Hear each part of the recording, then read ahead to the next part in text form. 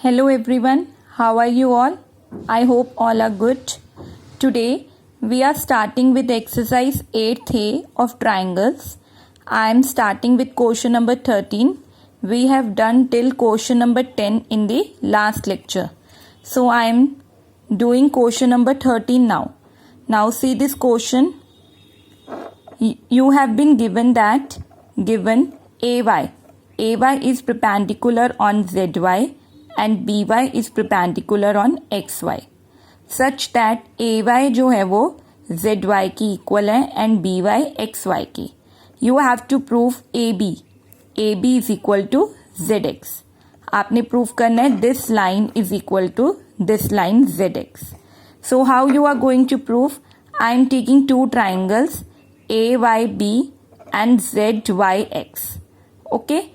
In this they have given you AY ZY की equal and BY XY की equal they have given you in the question. फिर आता है angle AYB. Angle AYB कैसे लिखूंगी मैं? AYB ये वाला एंगल AYB. अब आपको दिख रहा है एक एंगल ये है और एक एंगल ये 90 डिग्री ऑलरेडी गिवन है बिकॉज BY जो था वो XY पे परपेंडिकुलर है तो ये 90 डिग्री का एंगल बन रहा है और एक एंगल ये बन रहा है तो ये क्या हो जाएगा angle AYX plus angle 90 degree. इसी तरह से ZYX तो ये कैसे बनेगा ZYX. अब AY आपका ZY पे परपेंडिकुलर था तो ये एंगल 90 बन रहा है और इसी तरह से AYX आपका एक और एंगल एक्स्ट्रा आ रहा है तो ये दोनों एंगल्स क्या आ रहे हैं? सेम आ रहे हैं. दोनों एंगल सेम आ रहे हैं ना तो AYB ZYX के इक्वल हो जाएगा. ओके सो ये दोनों ट्राइंगल्स आपके कॉन्ग्रुएंट हो जाएंगे बाय साइड एंगल साइड से. सो आप बोलोगे AB जो है वो आपका ZX के CPCT से इक्वल है. Clear? Now moving on the next question. Now see this question. In the given figure triangle ABC आपका बना हुआ है जिसमें एंगल B 90 डिग्री है और दो स्क्वायर्स हैं ABPQ एंड ACRS. एक स्क्वायर है फिर एक ट्राइंगल है फिर एक स्क्वायर है. ठीक है. आपने प्रूफ करना है ACQ एंड ASB या फिर ABS ये दोनों ट्राइंगल्स आपके कॉन्ग्रुएंट हैं और CQ किसके इक्वल है? BS के इक्वल है. तो मैं अभी ये दो ही ट्राइंगल्स ले रही हूँ ACQ एंड ABS. ठीक है. अब आपको पता है AQ AB के इक्वल है. क्यों? AQ और ABPQ स्क्वायर की दो साइड्स हैं. ठीक है. सेम साइड्स है ना, same side of a square तो AQ AB के इक्वल आ गया. एंगल QAC क्या हो रहा है? ये एंगल आ रहा है पूरा. इसको ब्रेक करके लिख सकती हूँ angle QAB plus angle BAC और ये QAC एंगल किसके इक्वल होगा? एंगल SAB के. SAB ये वाला पूरा एंगल. अब आपको दिखाई दे रहा है इतना सा पोर्शन दोनों में आ रहा है. BAC दोनों में आ रहा है ट्राइंगल का तो इसका मतलब ये दोनों एंगल्स इक्वल हो गए और AC AS के इक्वल है. AC AS के इक्वल है same side of a square. So by side angle side ये दो ट्राइंगल्स आपके कॉन्ग्रुएंट हो गए. Side angle side. Hence by CPCT I will say that CQ BS के इक्वल है by CPCT. Now moving on the next question. Now इस question में बोल रहे हैं in the given figure ABCD आपका पैरेललोग्राम है and E is the mid point of BC. DE produced meets AB produced at L. Prove that AB is equal to BL and AL is equal to twice of DC. ABCD आपका parallelogram है. E आपका mid point है BC line का और DE line को जब मैं produce करती हूँ और AB लाइन को प्रोड्यूस करती हूँ तो ये L पॉइंट पे मीट करते हैं. आपको प्रूफ करना है AB जो है वो BL के इक्वल है और जो AL है वो ट्वाइस ऑफ DC के इक्वल है. So I am taking two triangles DCE and BEL. Okay. CE जो होएगा वो BE के इक्वल होगा because E is the mid point of BC. Angle CDE ये वाला एंगल, एंगल ELB ये वाला एंगल आपके क्या होंगे, ऑल्टरनेट एंगल्स।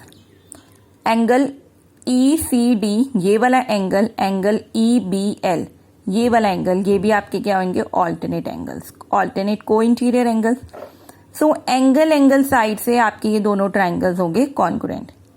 सो DC जो हो जाएगा वो BL के इक्वल हो जाएगा बाय CPCT, ये वाली साइड के इक्वल हो जाएगी बाय CPCT। AB जो है वो DC के इक्वल है बिकॉज ABCD आपका पैरेललोग्राम है। Okay, from these two equations मैं बोल दूंगी जो AB है वो BL के इक्वल है, क्योंकि AB DC के इक्वल है और DC BL के इक्वल, तो AB BL के इक्वल हो जाएगा ना। First part proof. अब नेक्स्ट पार्ट है AL ट्वाइस ऑफ DC हो। पहले AL लो। AL क्या है, AB प्लस BL है। AL क्या है, AB प्लस BL। AB किसके इक्वल था, DC। ये भी मैंने AB को DC के इक्वल लिख दिया, तो मैं AB की जगह DC लिख सकती हूँ। BL भी DC के इक्वल था, BL की जगह भी DC लिख दिया। 2 बार आपके पास DC आया तो ये क्या हो जाएगा, 2 टाइम्स ऑफ DC। तो AL किसके इक्वल आ जाएगा, 2 times of DC। Clear. So hence proved. AL किसके इक्वल आ जाएगा, ट्वाइस ऑफ DC, क्योंकि AB किसके इक्वल था, DC के। BL भी DC के, तो AB की जगह DC लिख सकती हूँ, BL की जगह भी DC। DC प्लस DC क्या हो जाएगा, 2DC। तो AL क्या है, 2 of DC। Okay, now next question, moving to the next. ABCD आपका स्क्वायर है। They have given you ABCD is a square. PQR are points on AB side, BC side and CD side such that AP जो है वो BQ के equal है and CR के equal है। An angle PQR आपका 90 degree है।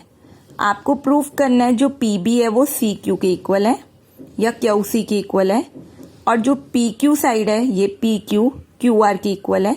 An angle QPR आपका 45 डिग्री है। तो अभी ऑलरेडी आपको बोला है AB जो है वो BC के इक्वल है बिकॉज आपका स्क्वायर है ये, और AP BQ के इक्वल है, गिवन है। अगर मैं AB में से AP को माइनस करती हूँ, बड़ी साइड में से छोटी साइड को माइनस करती हूँ, तो इतना सा पोर्शन आ जाएगा, तो PQ आ जाएगा।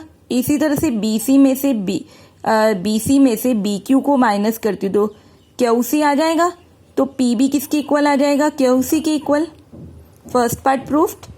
अब मैं ले रही हूँ PBQ and QRC triangle. PBQ ये वाला ट्राइंगल एंड QRC ये वाला ट्राइंगल, ठीक है। अब PBCQ QC के इक्वल है, अभी बोला हमने, और angle QBP and angle QCR 90 degree है बिकॉज स्क्वायर में कॉर्नर एंगल 90 डिग्री के होते हैं, ठीक है। और BQ CR की इक्वल है, आपको ऑलरेडी गिवन दिया हुआ है, BQ CR के इक्वल है ऑलरेडी। तो बाय RHS ये आपके ट्राइंगल्स हो गए कॉन्ग्रुएंट। ओके, RHS से ये ट्राइंगल्स कॉन्ग्रुएंट हो गए, तो PQ किसके इक्वल आ जाएगा, RQ के इक्वल। PQ RQ के इक्वल आ गया by CPCT। Next part proof. फिर हम लेंगे ट्राइंगल PQR। इसमें आपको ये एंगल 90 डिग्री दिया हुआ है ना, और अभी मैंने बोला जो ये QR है वो PQ के इक्वल है। तो जिस ट्राइंगल में 2 साइडें इक्वल होती हैं उनके वो कौन सा ट्राइंगल होता है, आइसोसेलेस। तो इसका मतलब इसके बेस एंगल्स भी इक्वल होंगे। Angle QPR and angle QRP equal होंगे ना, तो आपका ट्राइंगल PQR क्या बन गया, आइसोसेलेस ट्राइंगल बन गया। तो एंगल QRP QPR के इक्वल हो जाएगा। अब इसमें एंगल सम प्रॉपर्टी लगाऊंगी, angle PQR QRP and QPR 180। आपको ऑलरेडी क्वेश्चन में गिवन है PQR 90 डिग्री है, ये एंगल आपके ऑलरेडी इक्वल है। QRP एंड इसकी जगह भी मैं QPR की जगह भी QRP लिख सकती हूँ। 90 को उधर लेकर जाऊंगी तो 180 में से गए 90 आ गया। एंगल QRP एंड QPR की जगह मैं क्या लिख सकती हूँ, QPR लिख सकती हूँ ना, क्योंकि ये दोनों सेम है, ये दोनों सेम है ना। तो ये ट्वाइस ऑफ QPR आ गया 90 डिग्री। इस 2 को ये जो मल्टीप्लाई हो रहा है उधर जाएगा, डिवाइड हो जाएगा, तो एंगल QPR क्या आ गया आपके पास 45 degree. Clear? Hence proved. Now moving on the next question. Now question number 20. See this question. In the given figure ABCD आपका स्क्वायर है, ABCD आपका स्क्वायर है, स्क्वायर में सारी साइड्स इक्वल होती हैं, और जो EF है, ये देखो EF जो है वो पैरेलल है BD के, जो आप डायगोनल बना रहे हो स्क्वायर में उसके पैरेलल है, और R is the mid point of EF, R जो है वो मिड पॉइंट है EF का। प्रूफ करना है BE is equal to DF, BE is equal to DF, ये चीज़ प्रूफ करनी है। BE जो है वो DF की इक्वल है, और जो AR है वो बाइसेक्ट कर रहे हैं एंगल BAD को। If AR is produced it will pass through C। Three parts proof करने हैं। अभी पहले पार्ट के लिए मैं ट्राइंगल ले रही हूँ ECF, ये वाला ट्राइंगल, एंड BCD, ठीक है, एक छोटा triangle ECF and BCD, half triangle of square. तो CE जो है वो CF की इक्वल है, देखो CE जो है वो CF की इक्वल है, ठीक है, और जो BC है वो CD की इक्वल है। ओके, अगर BE प्लस EC करते हैं एंड CF प्लस FD करते हैं, तो मैंने अभी आपको बोला CE जो है वो CF की इक्वल है, तो EC की जगह CE आ गया, CF की जगह मैंने क्या लिख दिया, CE लिख दिया ना यहाँ पर, ठीक है। मैंने क्या किया, BC और CD को स्प्लिट करके लिखा है। मैंने बोला जो CE है वो CF की इक्वल है एंड BC CD की इक्वल है, तो BC को मैं ऐसे लिख सकती हूँ BE प्लस EC, और CD को ऐसे लिख सकती हूँ CF प्लस FD, ठीक है। मैंने स्प्लिट करके लिखा BC एंड CD को। ये आपका क्या है BC और ये आपका क्या है CD। अब आपको मैंने अभी बोला CE CF की इक्वल है, तो CF की जगह CE लिख सकती हूँ, तो ये भी CE है, ये भी CE है, ये कट गया, तो आपके पास क्या आया BE FD से FD की इक्वल आ गया। तो BE किसके इक्वल आ गया, DF या FD, कुछ भी लिख सकते हैं। तो पहला पार्ट प्रूव हो गया आपका। अब मैं ट्राइंगल ले रही हूँ ABE ये वाला एंड ADF ये वाला, लास्ट के 2 ट्राइंगल्स ले रही हूँ। AB जो है वो AD की इक्वल है क्योंकि स्क्वायर है, एंगल B एंगल D की इक्वल है, 90 डिग्री एंगल्स हैं। BE DF की इक्वल है, अभी अभी प्रूव किया हमने। तो ये ट्राइंगल्स आपके कॉन्ग्रुएंट हो गए साइड एंगल साइड से, तो बाय सिपिसिटी AE AF की इक्वल हो जाएगा, AE AF की इक्वल हो जाएगा, ठीक है, AE AF की इक्वल हो गया बाय सिपिसिटी। अब मैं ट्राइंगल ले रही हूँ AER एंड AFR ये वाले, AER ये वाला एंड AFR ये वाला, AER एंड AFR, ठीक है। अभी मैंने बोला जो AE है वो AF की इक्वल है, अभी बोला AE AF की इक्वल है, और AR दोनों में कॉमन है, दोनों में AR क्या है, कॉमन है, और R आपका मिड पॉइंट था EF का, तो ER RF की इक्वल हो जाएगा, ठीक है। बाय साइड ये दोनों ट्राइंगल्स आपके कॉन्ग्रुएंट हो गए, तो RAE ये वाला एंगल ये वाले एंगल की इक्वल हो जाएगा FAR, ठीक है। RAE और RAF ये एंगल्स आपके अंदर वाले ट्राइंगल के एंगल्स इक्वल हो जाएंगे by CPCT. Clear? Angle RAE RAF by CPCT. Angle BAD को स्प्लिट करना था ना हमने, तो BAD क्या है, BAD क्या है, ये पूरा एंगल है ना, तो मैंने इसको 1 नाम दे दिया, इसको 3, इसको 4 और इसको 2, ठीक है। ये देखो 1 3 4 2।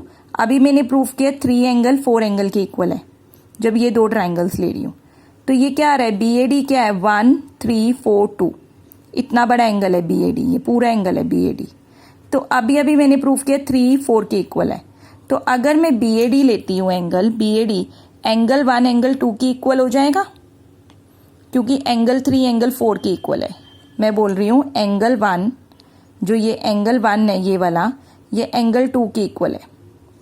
तो एंगल 1 में एंगल 3 प्लस कर रही हूँ और एंगल 2 में एंगल 4 प्लस कर रही हूँ। ठीक है, अब मैं क्या ऐड कर रही हूँ, add angle 3 on both sides. तो एंगल 1 में 3 किया, 2 में भी 3 को किया। अब आपको पता है एंगल 3 एंगल 4 के इक्वल है, तो एंगल 3 की जगह 4 लिख सकती हूँ। तो ये क्या हो जाएगा, एंगल 1 प्लस एंगल 3 क्या आ जाएगा, एंगल 1 प्लस एंगल 3 BAR आ जाएगा, और 4 प्लस 2 क्या हो जाएगा, एंगल DAR हो जाएगा ना। आपके दो एंगल्स हो जाएंगे ना, एंगल BAR एंड DAR। ठीक है, 2 प्लस 4 ये इतना बड़ा एंगल, 1 प्लस 3 इतना बड़ा एंगल। तो इसका मतलब जब आपके ये दो एंगल्स इक्वल आ रहे हैं तो इसका मतलब AR बाइसेक्ट कर रहा है एंगल BAD को। बाइसेक्ट करने का मतलब क्या है, उस एंगल को वो 2 इक्वल पार्ट्स में डिवाइड कर रहा है। तो AR, जब AR लाइन पास करेगी तो ये एंगल ऐसे टूटेगा दो एंगल्स में। तो ये ऑलरेडी मैंने बोला ये इक्वल है, तो ये AR बाइसेक्ट कर रहा है। Yes it will be produce to C, क्योंकि जब वो A एंगल को कट कर रही है तो C एंगल को भी कट करेगी। एज AR बाइसेक्ट कर रहा है एंगल BAD को, तो ये बाइसेक्ट करेगा एंगल C को भी, बिकॉज ये डायगोनल है स्क्वायर का, ABCD स्क्वायर का ये क्या है, डायगोनल है। Clear. Now the next question, ABCD आपका पैरेललोग्राम है, ABCD आपका पैरेललोग्राम है। The sides AB and AD जो AB साइड है उसको भी प्रोड्यूस किया, AD साइड को भी प्रोड्यूस किया रिस्पेक्टिवली। AB साइड को प्रोड्यूस करते हैं E पॉइंट पर, AD को F पॉइंट पर, सच दैट AB जो है वो BE के इक्वल है, AD DF के इक्वल है। आपको प्रूव करना है एंगल ट्राइंगल BEC, ये जो ट्राइंगल है वो DCF के इक्वल है, ये वाला ट्राइंगल इस ट्राइंगल के इक्वल है। तो आप यही दोनों ट्राइंगल्स लोगे। ठीक है, आपको ऑलरेडी क्वेश्चन में गिवन है जो BE है वो DC के इक्वल हो जाएगा। क्यों, क्योंकि ABCD आपका पैरेललोग्राम है। जब AB आपका CD के इक्वल है, AB BE के इक्वल है, तो इसका मतलब BE CD के इक्वल हो जाएगा। ABCD आपका पैरेललोग्राम है, ये वाली AB CD के इक्वल है, और आपको क्वेश्चन में गिवन है AB BE के इक्वल है। ठीक है, तो AB BE के इक्वल है, AB CD के इक्वल है, तो इसका मतलब BE CD के इक्वल हो जाएगा। ओके, इसी तरह से BC DF के इक्वल होगा, BC DF की इक्वल होगा। क्यों, BC AD की इक्वल है, पैरेललोग्राम है, और आपको क्वेश्चन में गिवन है AD जो है वो DF की इक्वल है, तो इसका मतलब BC जो हो जाएगा वो DF की इक्वल हो जाएगा। ओके, और एंगल BAD CDF की इक्वल होगा, कॉरेस्पॉन्डिंग एंगल्स BAD ये वाला एंगल ये वाले एंगल की इक्वल होगा। ठीक है, CDF के BAD कैसे होगा, BAD एंड CDF ये वाला एंगल ये वाले एंगल की इक्वल होगा, ये कॉरेस्पॉन्डिंग एंगल्स हो गए। इसी तरह से BAD ये वाला एंगल इस एंगल की इक्वल होगा, कॉरेस्पॉन्डिंग CBE के, क्योंकि ये कॉरेस्पॉन्डिंग एंगल्स बन रहे हैं। तो 10 आपका एंगल क्या हो जाएगा, जो CDF ये वाला एंगल इस एंगल की इक्वल हो जाएगा।